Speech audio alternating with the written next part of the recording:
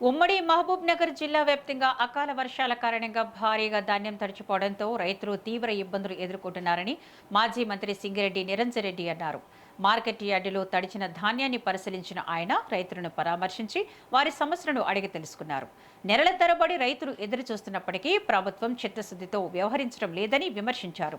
అధికారుల పర్యవేక్షణ లోపంతో రైతులు ఎంతో శ్రమించి పండించిన ధాన్యం వర్షాలకు తడిచి నష్టపోతున్నారని ఆవేదన వ్యక్తం చేశారు.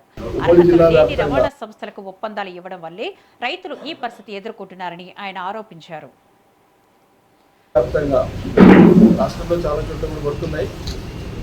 ప్రధానంగా ముఖ్యంగా మన ఉమ్మడి పాలమూరు జిల్లా వ్యాప్తంగా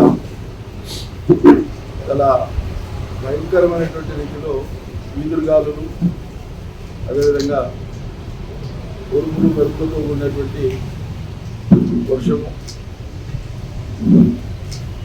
నుంచి ఇక్కడికక్కడ ఇంకా తరలించబడినటువంటి ధాన్యం ఏదైతే ఉందో ప్రధానంగా వరి, ఆ తర్వాత మొక్కజొన్నలు ఏ గ్రామానికి ఆ గ్రామ పరిధిలోనే కుప్పలు కుప్పలుగా ఉన్నాయి, దర్శనమిస్తున్నాయి.